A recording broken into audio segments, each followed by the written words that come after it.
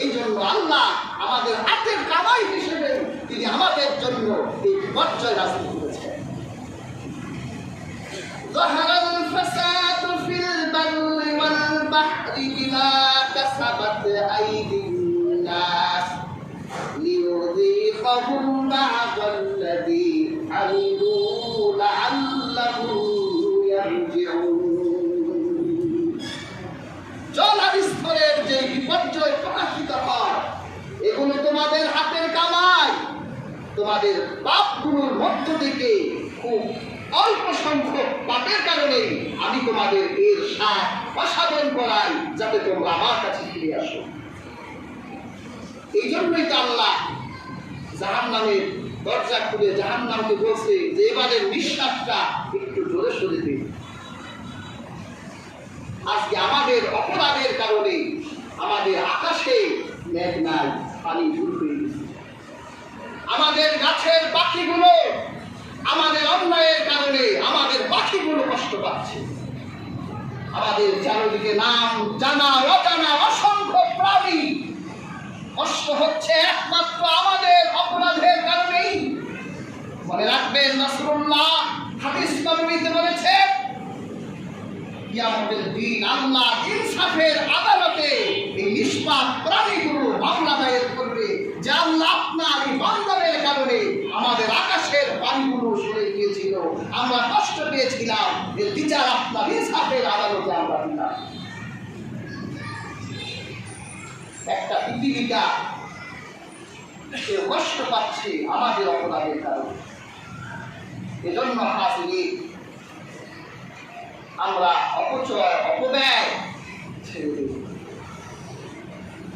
অন্যায় ছেড়ে দেই, অসারতাগুলো আমাদের কাছ থেকে দূর করে দিই, তওবা করি, আল্লাহর হুজুরে সালাত সালাম করি। তাহলে দেখবেন আল্লাহ রেজামন্দি হাসিল করতে পারলে আবার আল্লাহ সব কিছু আমাদের অনুভব করে দিবেন। সুবহানাল্লাহ।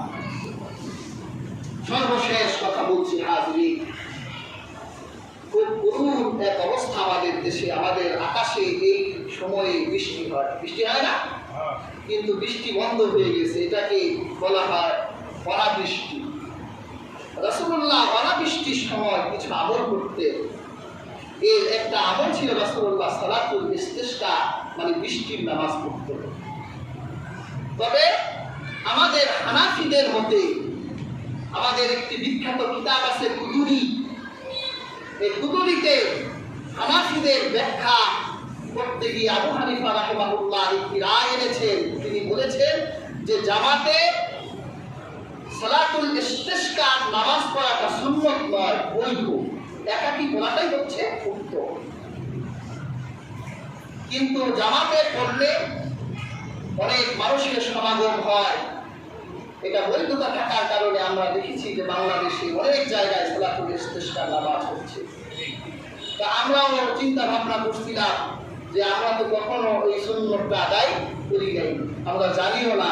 আমাদের জীবনে সালাতুল ইস্তিসকা নামাজ না পড়লে একটা আমল আমাদের জীবন থেকে বাদ থেকে যায়। সেজন্য আমরা চিন্তা ভাবনা করেছি যে আমরা সালাতুল ইস্তিসকা নামাজ পড়ব।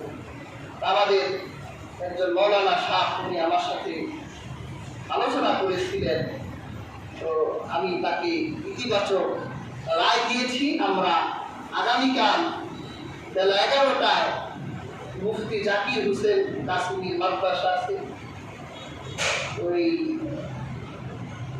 টাওয়ারের ওইখানে আমরা ওখানে সালাতুল ইস্তিসকা নামাজ পড়ব।